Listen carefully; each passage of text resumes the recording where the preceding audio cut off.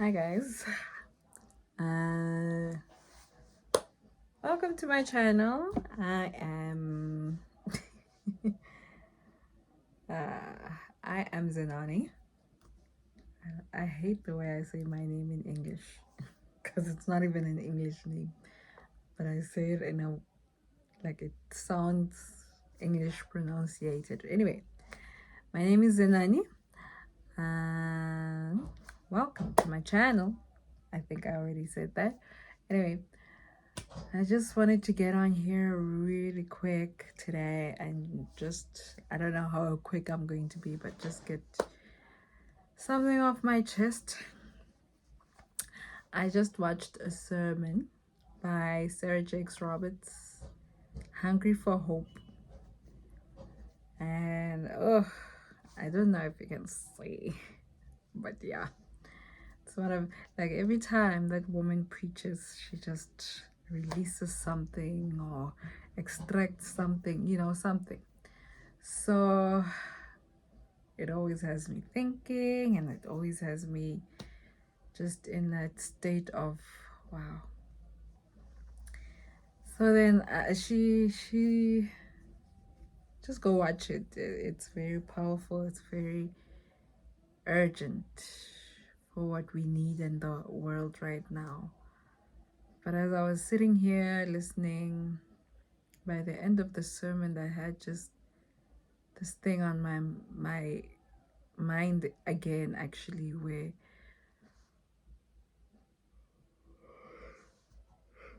like I always find myself in this position where it's like,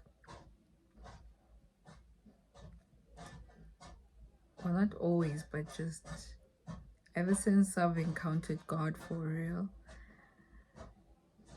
I just came to a realization that, the world, the way it looks, the crime, the unemployment, the everything that's going on in the world that's not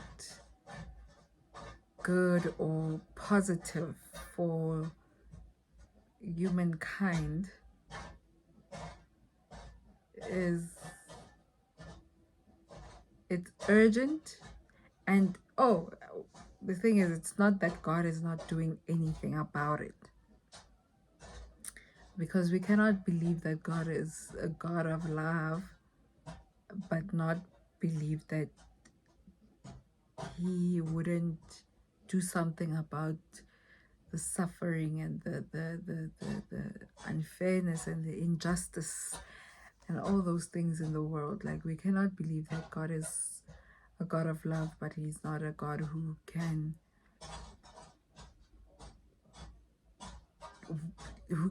change that. But then you also have to understand that God, I started reading, well, it's actually again, I started reading The Purpose and Power of Prayer by Miles Monroe. And if you guys hear a noise, someone is doing our garden, so just bear with me and the sound. So it's a book by Dr. Miles Monroe, The Power and Purpose of Prayer. And it's just teaching how we should pray and why we should pray and why it's important and all those questions that you may have about prayer. And it said there's a section in the beginning. It says that God said that, like in the beginning, God said, let them have dominion over the earth. And God had to also use those words, because I've always believed God is very intentional about words and that he uses. So him saying let them was a law even for himself, not to intervene into the world without human as mankind's permission. So that's, he gave us, mankind, dominion, power, and everything over the earth. So God can Obviously, God can intervene, but that would be him breaking his own law. And in order for us to even obey God's laws, God obeys his own laws. So if God said that let them, it can't now, because he feels like if God sees that we are not doing what we're supposed to do on this earth, he cannot come down and do it himself, because that would be illegal, because he placed it in the earth like that, that we will be the ones who have dominion over the world, over the earth and everything about the earth. So God needs to have our permission to use us as his vessels to do what he needs to do on this earth. Sure, God is all powerful. God is, he can if he wanted to intervene in the world, like, but the law is so important to God. And that's why even our obedience to God is so important, because it's part of the law of God. God obeys his own law.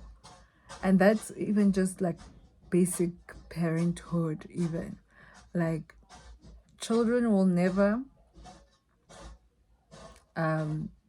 like a kid, if you tell them don't drink milk out of the bottle, but then they see you doing that, they're gonna continue doing that. They're gonna continue to drink milk out of the bottle and not from a glass, because you're doing that. So just like, it's the same where with God, he cannot say one thing and then do the other. He has to be consistent, and God is consistent to his word, his everything, his promises and stuff. Even in Joshua, when he was handing when Moses was handing over his power to Joshua, God said that he knew that as soon as Moses died, or as soon as they got, I can't remember properly, can never quote the Bible, but I saw that he said that as soon as, it's Deuteronomy, in Deuteronomy, but he said that as soon as Moses dies, he knows that the people of Israel are going to go back to their old ways and worship other gods. But he didn't stop them from getting to the promised land. He only said that he will no longer be with them because they don't want him with them. But he didn't say, because he promised them to the promised land, they got to the promised land. And God keeps to his covenant with his people. We are still Father Abraham's many sons and daughters because of what God said to Abraham, that he will be the father of, and we still acknowledge Abraham as Father Abraham, right? So my whole point is that we see a lot of things in Africa, in the Americas, in Asia, in Europe, everywhere in the world. There are a whole lot of injustices and bad things that happen. We know that in South Africa, we have the pandemic of rape and gender-based violence. We know that in America, police brutality, and in other parts of the world, it may not be the spotlight may not be on the issues, but there's so many issues that can be prevented or eradicated, or there's so many things, but we don't have enough people fighting for not, let's say we don't have people. My point came to being that we don't have enough, we all of us, and including myself, we don't answer to God's call to help the world enough. but we want to complain. Yeah, we don't answer God's call on our lives, whether it's to write that book, whether it's to start at that business or whatever. And sometimes, yeah, okay, let me just, whatever those things are, we don't answer God's calls because we're focused on making money for ourselves,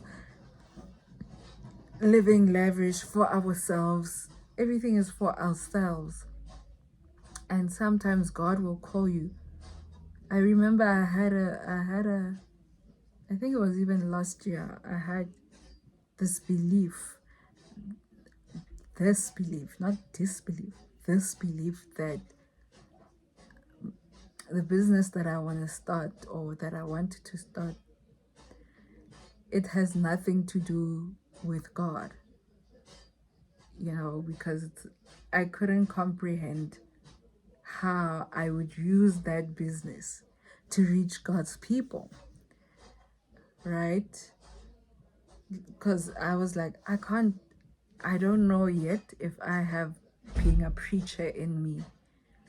And I just thought that preachers are the only people who get God's people to God, right?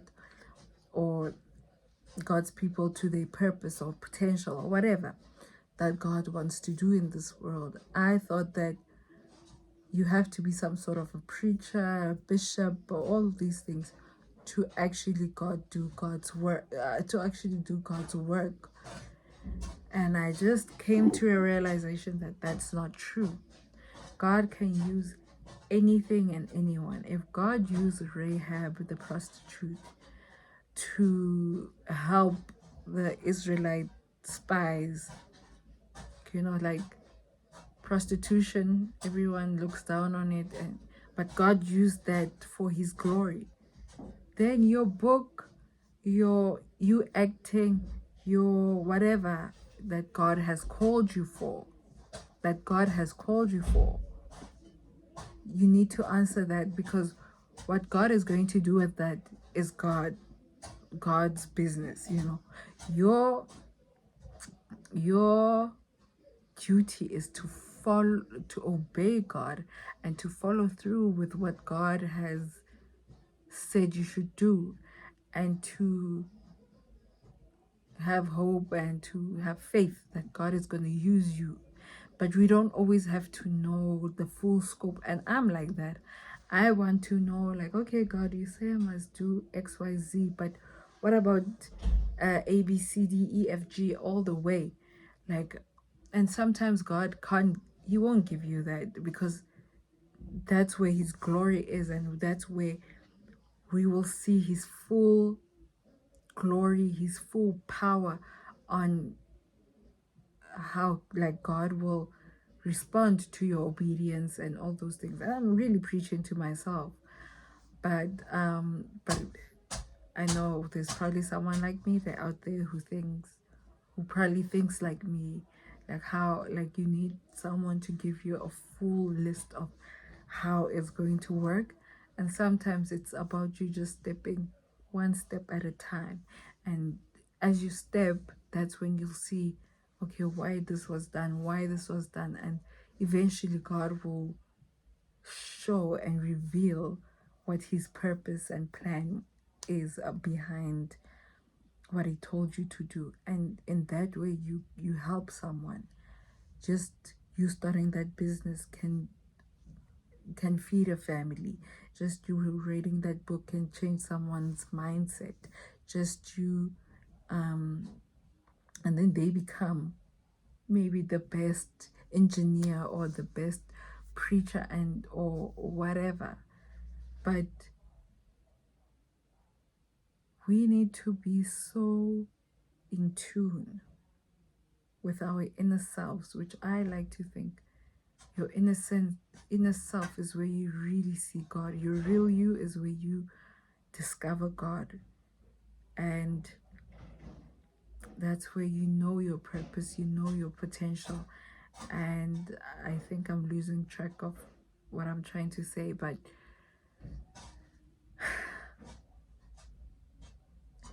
yeah, we need to answer God's call because the world needs it. Stop thinking about how you think it's going to work, or the fact that you just need money, or we all need money, we all need, nobody wants to live hand to mouth.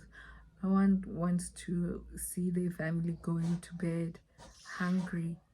But sometimes even in the job that you're in, God can use you there. Like, you, let's say you're a cashier, God can use you to smile or have a conversation with someone that could change the whole course of the day. Sometimes you could even save someone from suicide just because you had a conversation with them.